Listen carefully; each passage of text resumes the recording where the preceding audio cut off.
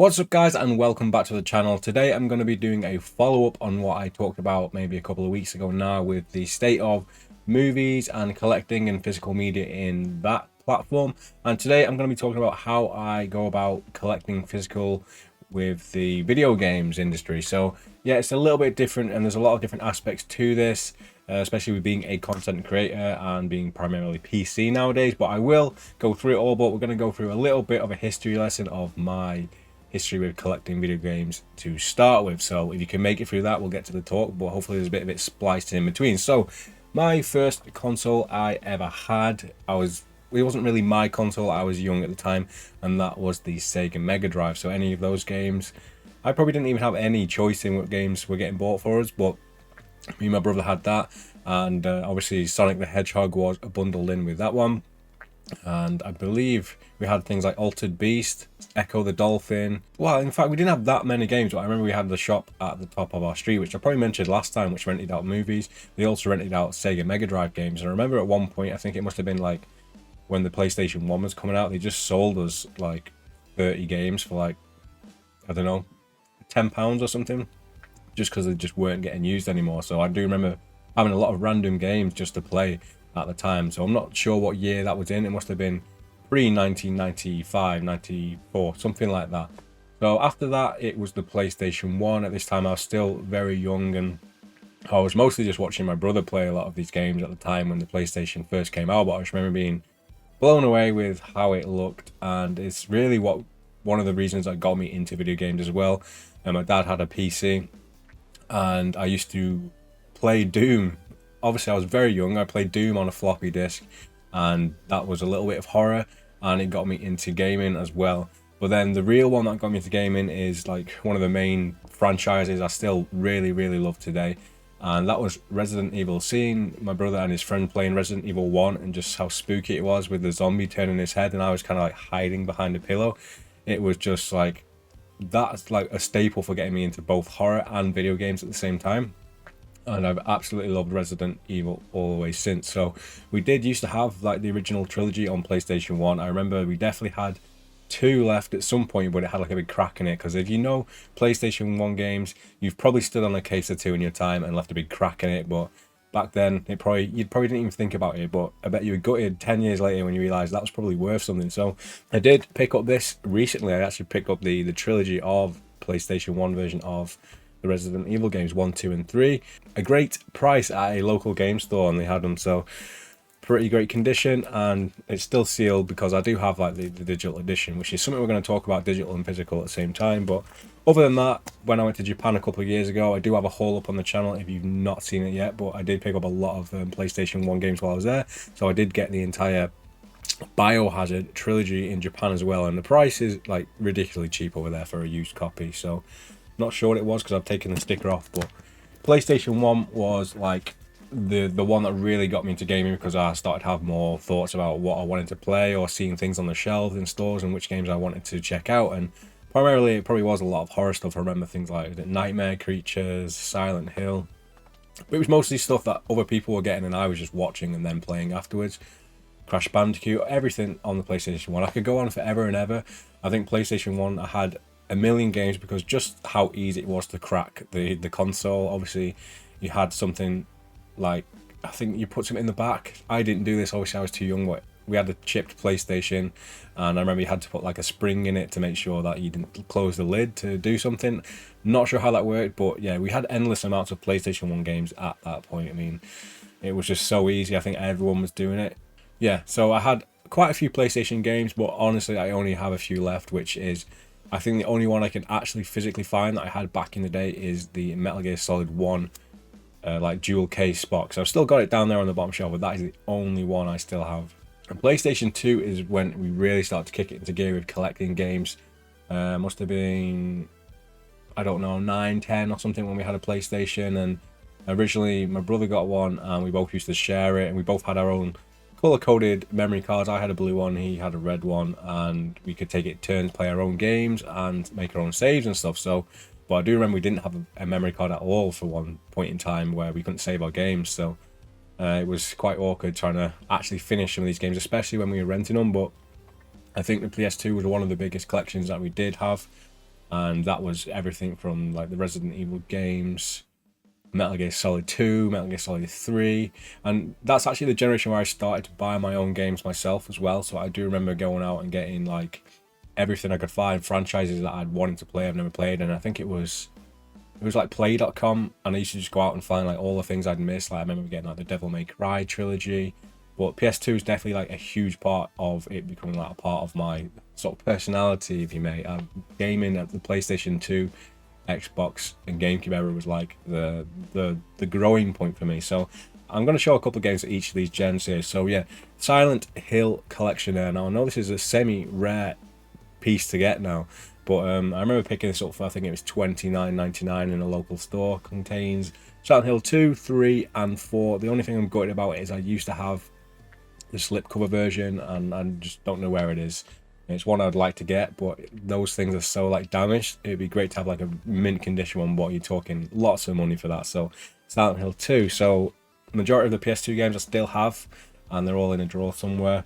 And moving on to that one, this is actually a game I bought before I actually got the console. So I remember seeing a magazine, game magazines. Do you guys remember those back in the day, where you could find your first bit of intel on a game without looking on the internet? And yeah, I remember seeing the front cover of a Resident Evil 1 remake, and I've just gone over how much I love the original one, and obviously 2 and 3 and whatever came out on the PlayStation 1 and 2. But when I saw this in the magazine, I had no idea it was being remade, and just how amazing the graphics look. So I've always preferred the first game because I just love the mansion, the spooky horror movie vibes. And so when I heard about this one, I didn't even have a GameCube. I didn't have the funds to buy a GameCube. And I basically bought this. I think I bought it from Argos, or I got my parents to buy it because obviously I wasn't old enough to buy it. Or maybe I was around that age, maybe a bit younger. So I picked this up and I actually took it to a friend's house and I played it, and like I was obsessed with it. And I just didn't have a console. And I think eventually, within maybe 3 or 4 months, I did pick up a GameCube, and that console basically became my Resident Evil box. I think as it stands now, the only games I have on my GameCube, which I have given away my GameCube, I still have a Wii to play the games on, those little tiny discs, but I have Resident Evil 0, 1, 2, 3, 4, Code Veronica, and Dragon Ball Z Budokai. They're the only games I still own on GameCube, which is a bit weird. I did obviously have more games, but I don't know where they are. I must have sold them or given them away when I give the GameCube away. And yeah, I still own all of these Resident Evil games, so it's like a nice little bit of history to have all of them ready to play on, I guess, the Wii. It's the only way I can play them now. I don't think I can play them on the Wii U. But yeah, it was my Resident Evil box, and it was the first time getting to play Resident Evil 4. It launched on there, and I remember reading about that in magazines and all the different transitions that game went through. But I own all the Resident Evil games on the GameCube, and it was a special console just for that reason. It was like a focused home for me to play those games. Now, this one was like the Xbox. The Xbox was one that I got a bit later than the other 2 consoles. I remember going around to one of my uncle's houses, and he had Halo, and it mustn't have been that much longer after the console launched. And I was blown away with it. It was a first-person shooter that like controlled really well, driving around these vehicles, the open world. It looked insane, and I pretty much, I think I'm pretty sure I like begged my parents for like a year for me to get an Xbox. I was just so like enthralled by the idea of like these games and the hard drive and being able to put your music on. And there was many nights where after I'd had one, we had like the WWE Raw games, and we'd like take it out like camping in a tent with like the portable screen and like probably like an extension cord going all the way out, and we'd be playing like these wrestling games in a tent with like all these created characters that we'd made, with all the music we'd like downloaded onto the hard drive. It was just really fond memories of that. And obviously Halo 2, and I think Xbox was my preferred platform at that point. I pretty much got everything on Xbox at that point. Manhunt, I remember getting that on PS2. I got this a bit later, and you had like features where you could use the microphone to sort of distract people, and it was just little cool additions. I had the Grand Theft Auto games on Xbox, which you could also put your own music into. Just a really great time, and I had quite a big Xbox collection. And that's one of my biggest regrets in gaming, is that I sold, I think, 80% of it, and it wasn't even for something good. I think it was like an Alien versus Predator statue, and I'm pretty sure I immediately regretted it. I mean, a lot of the games I had weren't great. I had a lot of great games, but there was also a lot of games that I just bought just for the sake of having a new game. which was probably not that frequent back then when you were a kid. You probably got like one game a month or one every couple of months. You just played that one game until you finished it. And that's where I started to get to the point where I was buying more games than I could play in a fast amount of time. And I think I remember getting towards the end of the Xbox gen when I was buying games, and I was just I picked up Dino Crisis 3.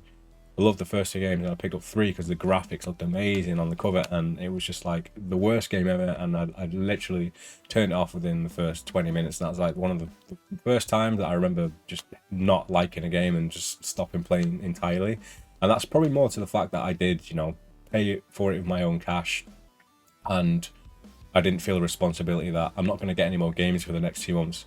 I can drop this one and just move on to something else. So Xbox was a big moment in time for me. I love the first Xbox and Xbox Live, Gold, like the memories you have of Halo 2 and some of these games, Star Wars, Jedi Academy. There's too many to even think of right now, but like everyone used headsets, everyone chatted, everyone had such a blast staying up to like 2 a.m, just having all these lobby games, and it was just like some of the most fun times I've ever had in gaming, and it was just so perfect back then before it was so oversaturated and every game had like an added multiplayer which never even gets played. But let's stop talking about that and we'll move on to the next one. So I'm going to talk a little tiny bit about handhelds here. I did have a Game Boy Color. That was my first Game Boy, and obviously I was a big fan of Pokemon games. This is another one where it really started with my brother. He had red and blue and yellow at some point, but it was really silver and gold that got me into it. I should have brought my crystal because I still have the crystal cartridge from back in the day, and that really got me to Pokemon. And at that point I got a Game Boy Advance, which I do have here somewhere. I remember this would be in a pre-order, and it said it was like red one, but it was actually the pink one. And I remember getting a lot of stick from my friends when I bought this because they thought I just purposely bought this pink Game Boy Advance. But yeah, that was a big moment as well. I didn't actually have that many games. I definitely picked up the Pokemon games that were coming out, so I definitely got Silver, my brother had Gold, and I got Crystal, and from that point on it was kind of only me getting it, so I got Ruby, and then I actually went off Pokemon at that point. After Ruby I didn't play it for quite some time, which brings us on to the next ones, which I think this is actually the next Pokemon game I bought. So this is Pokemon Y, and that was for the 3DS. So I skipped a whole bunch of generations in handheld, and I picked up this Silver, Gold, Majora's Mask 3DS because I'd actually not played any Zelda game for this since I think I played Twilight Princess. That's the only one I played, which I never finished. So I went back, I got one of these, I started picking up the old Pokemon games again, I started picking up the Zelda game. So this came with Majora's Mask, but I went back and picked up the 3D version of Ocarina of Time and really got into that one, and I've pretty much played all of them now besides finishing Twilight Princess because I was hoping that was going to get a Switch port. So that really got me into Zelda, and that wasn't that long ago. That was probably 2017, which, thinking about it, is quite a long time ago, but at the time it was very late in the game to get into collecting handheld and Zelda games and Pokemon games again. This is the only one I could find at hand, but it is the Fellowship of the Ring Game Boy Advance game, and yeah, did not get very far in this game. It was very tough, and I had no idea what was going on, especially off the back of playing like Return of the King and the Two Towers on PS2 to then go into this RPG game with Tom Bombadil and having no idea how to get through it. But maybe one day I'll rig it up and try and get it playing again. Okay, now we're moving on to the 7th gen. I can't remember even what gen it is now, but this is the gen where I was of the age where I was really into gaming. I was really on the beat with what was coming out, who was making games. This is the point where I became sort of what I'm like now, like being hardcore into video games and knowing about developers and the release schedule, who's making what's coming next. That was the Xbox 360. This was the age of HD, or the age of 720p at first. And I remember we had obviously just an old CRT type of TV and playing this. When I first got a HD TV, even though it was a 720p TV, and I'm pretty sure it cost us like £700 for this really small 26-inch HD TV. It was game changing. Like the way the HD like really brought the games to life at the time was amazing. And yeah, I've got the 360 is probably the generation which I have the most games still in my collection. I have like so many. I've had pretty much all the games I ever wanted on that console, and that's with all the franchises that came out at that time: Assassin's Creed, Mass Effect, Red Dead Redemption, Like, there's so many games that I've got. Like, I'll have to do a Xbox 360 collection video at some point. If you guys want to see that, do let me know down below in the comment section, along with any other collections of consoles. I could do them all at some point if you really want it. The one I've got here today is Lost Odyssey. This is a 4-disc beastly game. So this is, it's even got like the 4th disc in a little paper thingy there, so it doesn't get damaged because it didn't have enough spindles. But yeah, the 360 was definitely my gem. My brother had a PlayStation 3, which he got a little bit later, and I was jealous because I really wanted to play Metal Gear Solid 4. That was the only real one that I was like desperate to play. I had everything on the 360. Dead Rising, like, that's still one of my favorite games. It was like such a banger console for so long. There was so many good games coming out all the time. The Guitar Hero games, and it was like, it was a never-ending supply of games that I think were all really good. And then when you start bringing these JRPGs, they had like this period where they had Lost Odyssey and Blue Dragon and all these like games with too many discs, and the PlayStation was sort of boasting, oh, we can do all this on one on a Blu-ray disc. But it was just like a special time for me, definitely. And that was the time where I was buying the most games like I've ever bought. Like I said, I've got pretty much all the games I ever wanted on the 360. So many games, still got all of them. I don't think I've ever really traded them in. I made my mistake with trading the Xbox games, and I haven't really sold many games since, unless it's like something that's really cheap or like a PS4 game that I've got a duplicate for or something along those lines. But the 360 was definitely the one. The online was better. Halo 3, the Call of Duty games, I still got all of those, starting from Call of Duty 2. And if anyone was back in the day like hyped for the 360, you used to go to like the stores and play the demo models where they'd had Call of Duty 2 and the King Kong game. Like, the King Kong game was awesome at the time. It's like one of the first ones I ever got the 1000 Gs on. And achievements obviously were a big thing then as well, and like, it was a good incentive to keep playing the games at the time. I don't really do it as much anymore. If it's trophies that for a game I really want to get, I will try and get it. But there's that many these days, it's just impossible to keep up with or to keep playing the same game for so long. So that's a 360 era. So many games bought, still got them all. So yeah, maybe I will do a collection video of that. And then the Wii was probably the next one I got, and this one was a bit of a wild card. I wasn't sure if I was going to like it. The motion controls definitely like pulled me in at the time. I was really interested in seeing that.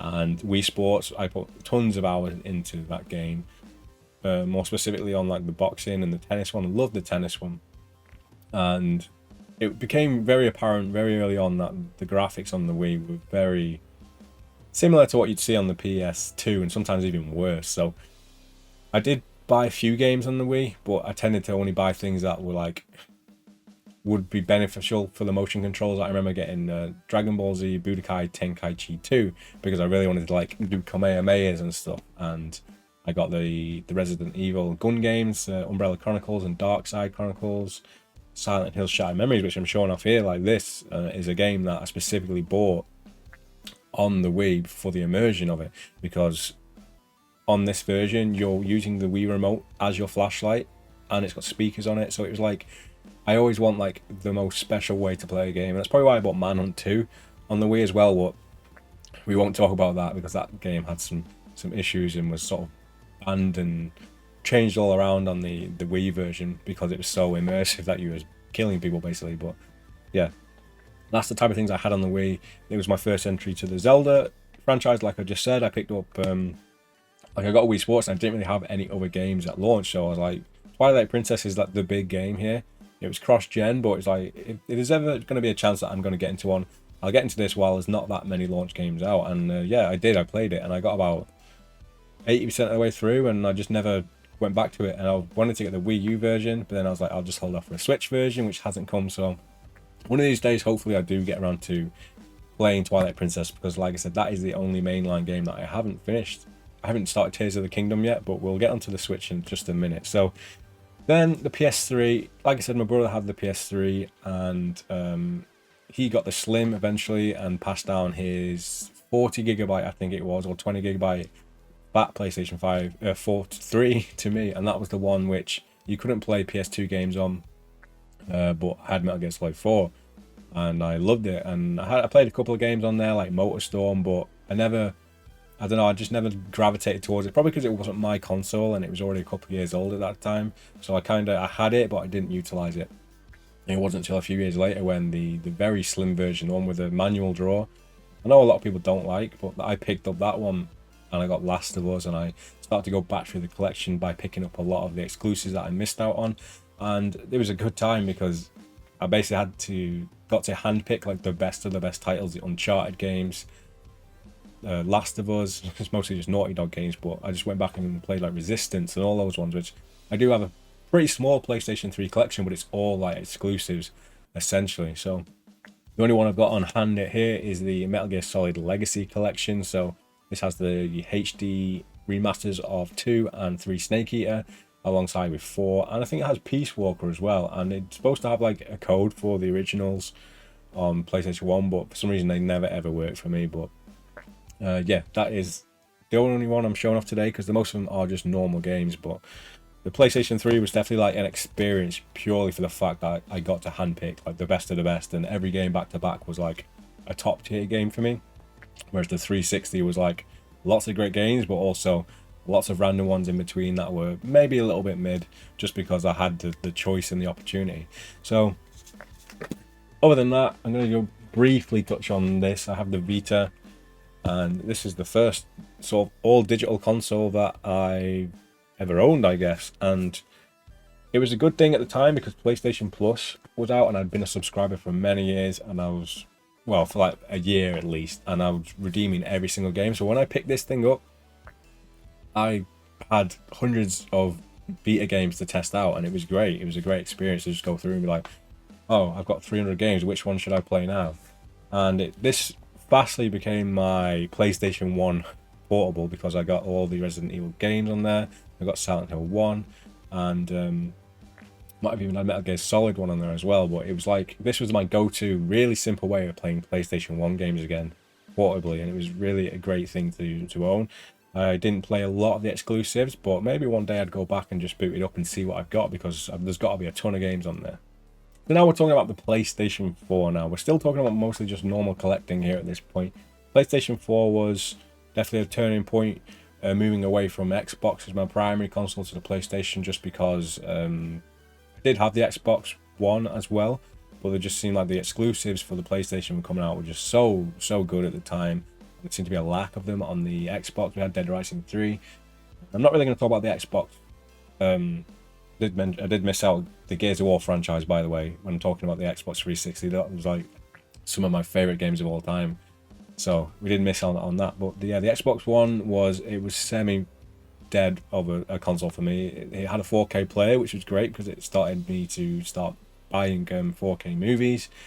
And I think Game Pass came out at some point, so I did start playing it a lot more when I could just mess around and test games. But the Xbox One was a bit of a dud of a generation for me. But PlayStation 4, I got in there. I don't think I got in there at launch, but when I did get it, it came out with Destiny.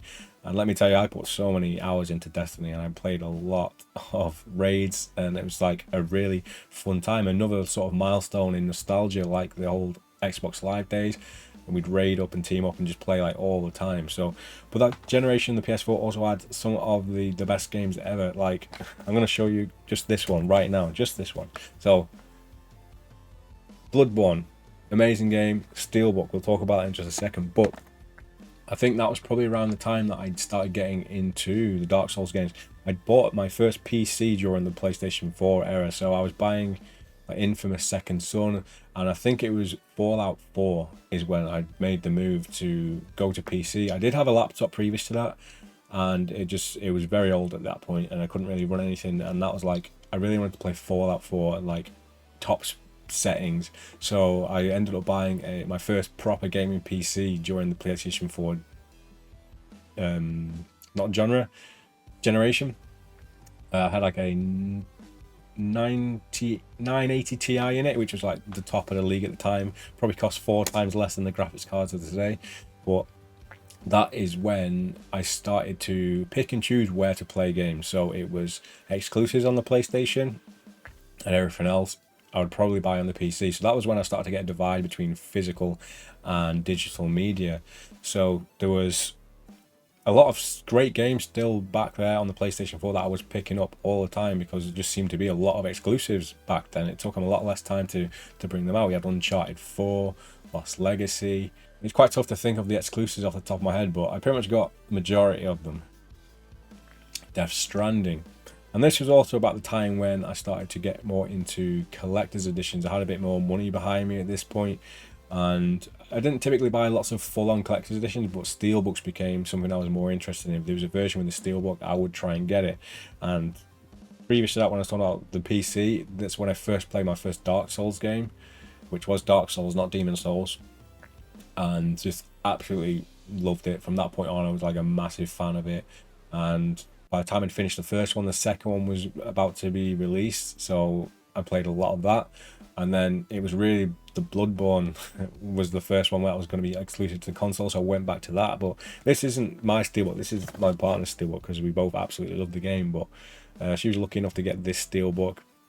I have a shelf full of Dark Souls Steelbooks over there, but that is when I started to be very picky and choosy, like buying the majority of things on the PC digitally, just because it was a better version in my opinion, and then things that I could get exclusively on the console, we would try and get like a Steelbook version of it. So that's what happened with the PlayStation 4 gen, and I pretty much got all of the exclusives I ever wanted to play on there over time. So I feel like that was a great generation as well, and it started to get to where we are today. So then we have the Switch. So this is still sealed, and I'm going to tell you why. So the Switch came out, I didn't get one for quite some time. My partner had the Pokemon Let's Go Eevee version, and she'd had it, and I'd never really played it. And that was my first time actually checking it out. Was I think playing on her Switch, so that must have been 2019 or something like that. So a couple of years in. I think one of the reasons I didn't pick up a Switch was because I had the PC and I had the PlayStation. And I kind of had all my ground covered in like the type of games I was into at that time. But eventually, I think it was when Arceus came out, she bought me a Switch Lite. It was my first time actually having a Switch, so I finally had the opportunity to go back, much like with the PlayStation 3, and go back and pick up all these exclusive games that I missed, like Super Mario Odyssey and some of the things I didn't have the Wii U. I mean, we've skipped out on the Wii U, but the Wii U I had a great time with. It just wasn't that many games, and it wasn't that much superior than the other ones. And the range on the controller was really bad. So that's when I started going back and getting a lot of Switch games that I never played. The Pokemon games, Sword and Shield, and then yeah, I started to get a lot of exclusives. Zelda Breath of the Wild, which is one that I didn't play for some time, and I'm going to tell you why that is and where we are with the Switch and collecting physical games for that. Firstly, Switch games do not drop in value, so I mean, if you buy it day one, you're probably going to be paying the same price in 2 years' time if it's a big title like Breath of the Wild. So if you want to buy a game, you might as well just buy it when you want to play it, because that price isn't dropping. With the Switch, I started going back in the back catalogue and playing through these games, and it was becoming to a point where a lot of these games are just starting to really not gain in graphical performance, or the games are lagging in frame rate. Like I remember Zelda, is it Between Two Worlds? I can't remember which one it's called, but A Link Between the Past. I suck at the names of Zelda games, but I remember that game being such like, it was stunning, don't get me wrong, the style was great, but when you were leaving houses and stuff, like the frame rate would hitch. I'm like, how can this be happening on a game like this? So whenever there was games coming out, there was rumors and leaks about a Switch Pro or a Switch 4K for literally like the last 5 years. So I wanted to hold out for the Switch 2, which we still haven't even had yet. So I was buying a lot of games, but I started to slow down on them because I was like, I really hope that they do a Switch 2 this year or next year or the year after that, which will allow me to play some of these games in a higher fidelity, better performance. So I didn't even play Breath of the Wild for a long time, and I did eventually get around to playing it just because I thought, I picked up the OLED Switch and traded in the Lite, and I thought, you know what, I'm going to play it like this. If I really want to play it again, I'll wait for a Switch 2, and if it's improved, I'll play it again. And after that, I still started getting a few games I'd missed out, like Xenoblade Chronicles, Bayonetta 3, and exclusives, essentially. And there's still a lot of them sealed. Zelda, I can't even remember what the last one was called, Tears of the Kingdom, I still have the collector's edition, still have the sealed game, because I've been holding out for a Switch 2, and I've pretty much stopped buying Switch games at this point because I have so many ready for me to go when the Switch 2 comes out. I'm really hoping there is some kind of upscaling, or if you can get like the Switch one's desktop graphics on the handheld, that would just like immediately make it better for me to play on, just because Scarlet and Violet was just so jaggy and old school. So that's me on the Switch. Still love the Switch games, don't get me wrong, but I've just been biding my time and waiting for a time to play them where I can play them at their best. We do have this awesome Steelbook, and that's another thing. If there's been an edition for a Switch game like this, I have bought it purely for the collector's sake of it because it just looks so awesome. I do like having the cartridge as well. Something about having a Switch cartridge, putting it in and just being sort of like faithful to playing through that game and not switching between the 20,000 digital games you've got. We've already discussed the PlayStation 4. PlayStation 4 we did start playing a lot more digital games as well because of PlayStation Plus. And it was really only like the exclusives that I really wanted to get that weren't coming to PlayStation Plus day one. We're near enough up to date now. We can talk about what's going on, but the Xbox Series X is where I bought that purely for the Game Pass stuff, and that's where it all became digital. I maybe have 2 games on there, which I've probably only got physically because it's been a deal, or it's been a cheap Steelbook. But Series X was the point where I was like, well, there's no point in me playing these games. They were also coming to Game Pass on PC, so I got to play a lot of games cross-save, which is great. But it also seemed to be like a lot of these Game Pass PC games were launching with problems which weren't on the Steam version. Like I remember Still Wakes the Deep just didn't have like DLS or DLSS or something included. There's a few games that they just did not have the same feature set as the Steam version. So I actually stopped playing a lot of these Game Pass games, and I could try them out and test them out, but I would kind of hope to be playing the Steam version at some point. So it kind of derailed my whole Game Pass subscription a little bit when games were coming out and just not being the same. And that's another thing we're going to get into as well. This is something that I've been playing a lot more recently, and that is the Steam Deck. I get the best of both worlds with the PC ecosystem, so I get to play this in bed or docked to a different TV anywhere in the house, but also I have my whole library on here with cloud saves for the most part. So I started, picking and choosing some smaller indie games just to buy on PC so I could play it on the handheld as well.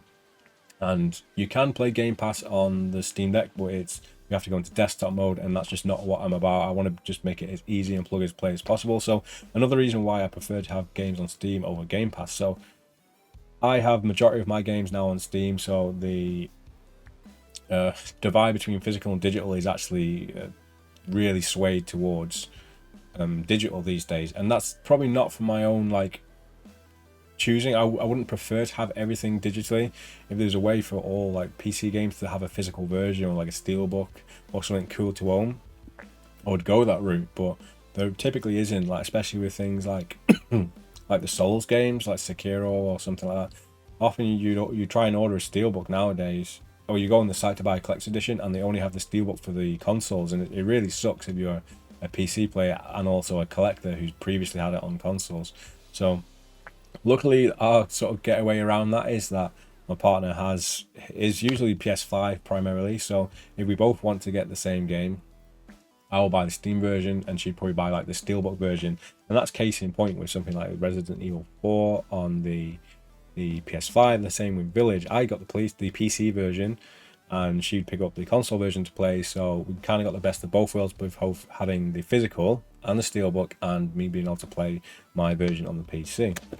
So PS5 has been a similar situation really, where I've been buying everything on PC and then exclusives on the PS5, and as we all know with PlayStation 5 this gen, the exclusives are becoming thinner and thinner on the ground coming out, and it's been a while since I've even bought one. I did get Astro Bot for Christmas and I've been playing it and been absolutely loving it. Fortunately there's not been a Steelbook version for that, but it's still nice to own a physical version of a game when I can. So most of the time it does come down to if I want a physical game, I'll save that for a Christmas present or a birthday present when it comes to console gaming. And yeah, so I think I ordered this one as well. I did get the Silent Hill 2 Steelbook. Now I ordered this just because I wasn't sure if my partner was also ordering it, and it turned out there's just a giant mess up with this, and I never got the game delivered. I just got the Steelbook by itself. She ordered the same thing. She got the game but no Steelbook, and it was just a complete nightmare situation. And that was from ordering through Game UK, which is going downhill fast. But Game is one of the only places you can get Steelbooks these days, and if you can't even trust the company to even send you one out or send you one that's not damaged, it becomes to a point where it's is it worth it? I could just buy this digitally, or I could just buy just a normal version and not go through the headache of having to deal with this kind of thing. That's where we're up to with collecting. I do still buy the occasional PlayStation 5 exclusive. It's something I want to play, but majority of the time I do just buy PC just because it's the best way I can play for frame rates and performance and extra quality. So not always the case. Some games come out broken on PC, which is very common these days, but sometimes I'll just take that. I'll take the hit and hope that a game will get finished. But the main other thing about this conversation to do with digital is physical games are often cheaper than buying digital these days. Like, often go on sale quite regularly. So if you're not trying to buy something day one, there's often a chance if you wait a month, you probably go to Game or Amazon and it's going to drop down by like £20. You look on the PlayStation Store these days, some games are dropping at £70 and you're lucky if they drop below 50 on a sale at some point. So it doesn't make sense a lot of time to buy digitally on console, but on PC you are often saving quite a lot of money, especially if you're using some specific sites as well, like CD keys or something. You can get Monster Hunter now for like £45 and it's £70 on the PlayStation Store. So you're just winning as a PC player to get these deals, and you're not paying for a yearly subscription also for something like PlayStation Plus or Xbox Live Gold. You just get it. You don't have to pay to play online. And I don't want to turn this into a PC versus console thing, but it's just that is my preference to play these days. And if there is a physical version for a PC game, I probably would choose it. But here's the next bit about where I am with collecting physical as well. As a content creator, I mean, I'm a very small channel, but I do have opportunities where I do get review copies for games, and I mean, I get a key to play the game, review or stream it or showcase it, and often that happens a lot because it's the games that I'm actually wanting to play is the ones I'm trying to get requests for. So when I do get a game, I have the digital version. There's no reason for me to go out and pay for the physical. I mean, if I was loaded and I could do that and show the developers some extra support, then yeah, I would probably double dip or buy it somewhere else, or buy my partner a copy. But I mean, with the way things are these days, I'm just very lucky that I sometimes even get a review key. So this is very different from the typical person who obviously has to buy all the games. If you want to buy your game day one, then yeah, you're looking at the options here. Do you pay for on the PlayStation Store for a digital version, or do you buy the physical version, which you can keep, you can trade, might drop in price a lot faster than the digital version, and you've got something cool to own forever, especially if it is a Steelbook edition. And it's a bit of a minefield of conversation about where to go with it, but I can see myself being primarily PC going forward after this generation. Probably still will buy a PlayStation 6 and pick up exclusives, but with the way that exclusives are coming to PC much more frequently these days as well, I mean, sometimes it's better just to wait, in my opinion. But that's where I'm at with buying physical. It's different from a lot of people who aren't in this sort of venue of content creation, and I would like to know what you guys think about it. Have you been collecting more physical editions these days to kind of make sure you own these products as much as you can these days with digital license keys? But are you more inclined to buy physical now than you were years ago, or is it the opposite? Do you just try and get everything digital? You don't have to bother with collecting discs, you can just swap everything out. If you've got the hard drive space, because games are getting bigger and bigger, and hard drives are not getting drastically bigger when bundled in with consoles. The PlayStation 5 Pro has the 2TB, but these days that still isn't too much for a lot of these games. So I hope you've enjoyed my little history in collecting video games, where I'm at with it now, where I prefer to play, and what it's going to be like going forward. I hope you've enjoyed this video. Let me know your thoughts down below in the comment section, and yeah, if you want to see some of my old school collections like the full 360 collection or the Resident Evil GameCube collection, if you want to see any of that, please let me know in the comment section down below, and I will be sure to do that if I get enough of a response to it. So that's going to be it for this talk about video games. I will be doing another one which is going to be a lot more low-key, maybe talking about music, where I'm at with collecting physical music and vinyl, and where I've been in the past with music and my interest in music, and how I don't have time to sort of put into all these hobbies at once. But anyways guys, thanks for watching, and I will see you in the next one.